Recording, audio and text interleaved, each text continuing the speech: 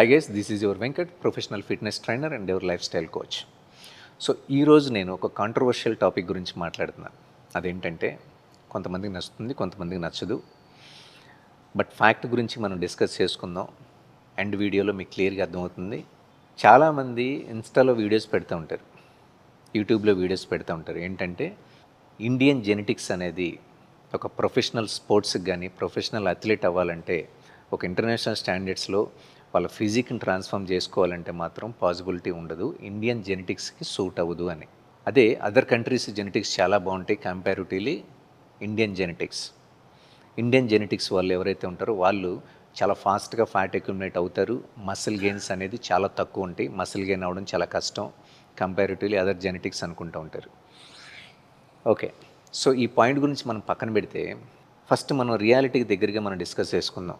మనం ఒక ఏదైతే ఇన్కమ్ని ఎక్స్పెక్ట్ చేస్తున్నామో, ఫర్ ఎగ్జాంపుల్ ఒక టార్గెట్ ఉంది, ఆ టార్గెట్ పెట్టుకున్నప్పుడు మీ లైఫ్ స్టైల్ చేంజెస్ ఎంతవరకు చేశారు అనేది ఫస్ట్ మనం ఫోకస్ చేయాలి. కానీ మనం ఏం చేస్తాం, ఒక గోల్ పెట్టుకొని దాని ఎండ్ రిజల్ట్ ఎప్పుడు వచ్చేస్తుంది అని ఒక ఆత్రంగా చూస్తూ ఉంటాం.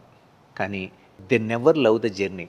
వాళ్ళు అసలు ఎప్పుడు కూడా ఆ జర్నీని లవ్ చేయరు, ఆ ప్రాసెస్ని లవ్ చేయరు.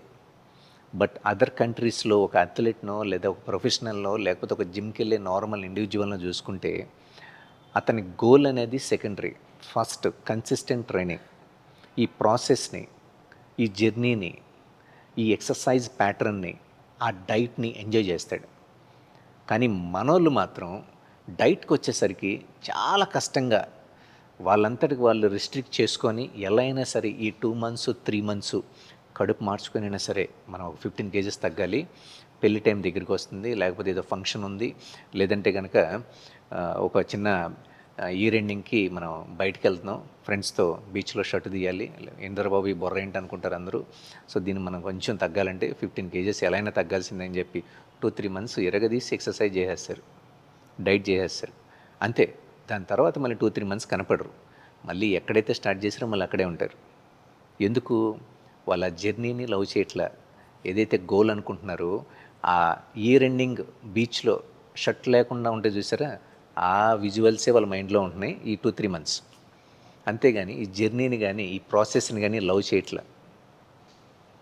వాళ్ళకి బేసిక్గా డైట్ చేయడం అంటే చిరాకు, లవ్ చేయరు. కానీ కష్టపడి ఎలాగోలా కొన్ని ఫుడ్స్ని అవాయిడ్ చేసుకొని ఒక 2 months 3 months సస్టైన్ అవుతారు. ఇలా మీరు కనుక చేస్తే ఎంతకాలం అవుతారు? మీరు గోల్ పెట్టుకున్నప్పుడు అవుతారు, దాని తర్వాత నార్మల్గా ఎలా ఉన్నారో అలాగే బౌన్స్ బ్యాక్ అవుతారు. కాబట్టి ఫస్ట్ పాయింట్ ఏంటి అంటే మీరు మీ లైఫ్ స్టైల్ చేంజెస్లో ఫస్ట్ చేయాల్సింది ఈ జర్నీని, ఈ ప్రాసెస్ని లవ్ చేయడం. అందరూ చేసిన ఏదైతే మిస్టేక్ ఉందో ఆ మిస్టేక్ మాత్రం మీరు చేయొద్దు. అలాగే ఇంకొక పాయింట్ ఏంటంటే డైట్.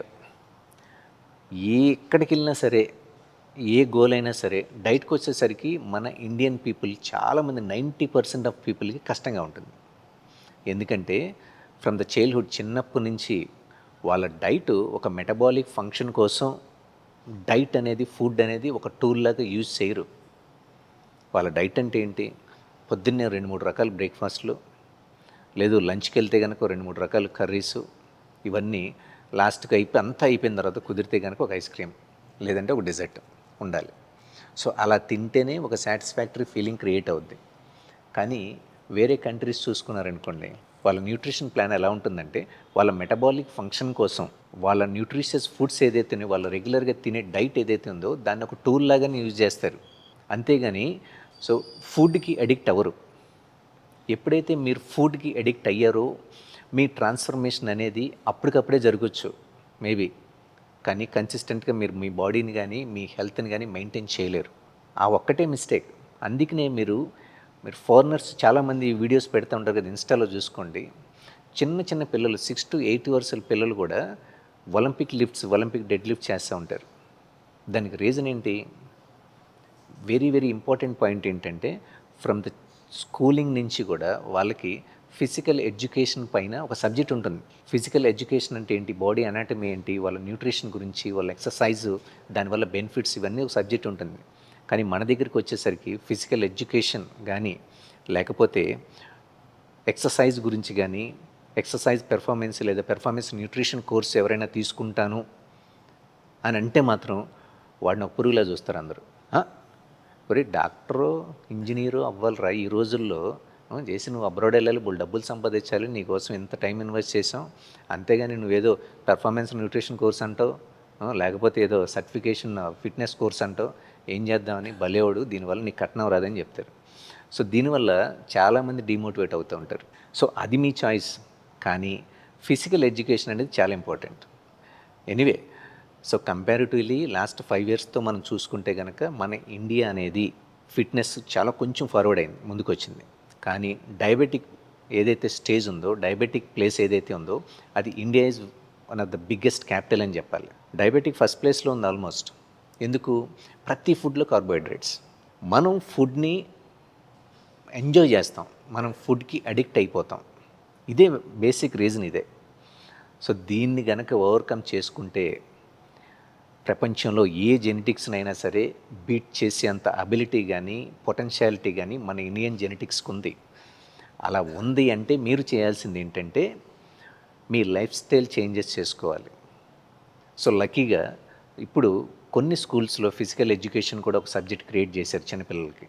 సో దీనివల్ల ఏమవుతుందంటే నెక్స్ట్ జనరేషన్ వాళ్ళకి వాళ్ళ ఎక్సర్సైజ్ ప్యాటర్న్ గురించి, వాళ్ళ డైట్ ప్యాటర్న్ గురించి, వాళ్ళ బాడీ మెటబాలిక్ ఫంక్షన్ గురించి, సో బాడీ ఫంక్షనాలిటీ ఎలా అవుతుంది, సో ఎక్సర్సైజ్ ఎలా చేయొచ్చు, ఆ మసిల్ గ్రూప్స్ ఏంటి, ఇవన్నీ చాలా ఈజీగా నేర్చుకొని దీనివల్ల ఫాస్ట్గా ఎడ్యుకేట్ అవుతూ వాళ్ళు అనుకున్న ఆ ఫిట్ అండ్ హెల్దీ లుక్ని చాలా ఈజీగా వాళ్ళు మెయింటైన్ చేసుకోగలుగుతారు, ఎవరి మీద డిపెండ్ అవ్వకుండా. సో ఇక్కడ పాయింట్ ఏంటంటే ఇండియన్ జెనెటిక్స్ బ్యాడ్ ఏమీ కాదు. మీరు లైఫ్ స్టైల్ చేంజెస్ చేసుకుంటే ఆ అథ్లెట్స్ ఎవరైతే ఉన్నారో ఫస్ట్ లైన్లో ఉన్న అథ్లెట్స్లో ఇండియన్ జెనెటిక్స్ కూడా ఉంటాయి. అంతేగాని సో ఇండియన్ జెనెటిక్స్ పొటెన్షియాలిటీ తక్కువ కాదు, ఇక్కడ ఇండియన్ జెనెటిక్స్ పొటెన్షియాలిటీ అనేది చాలా ఎక్కువ. సో గైస్, ఇన్ఫర్మేషన్ మీకు బాగా నచ్చింది అనుకుంటున్నాను. Thank you. See you soon.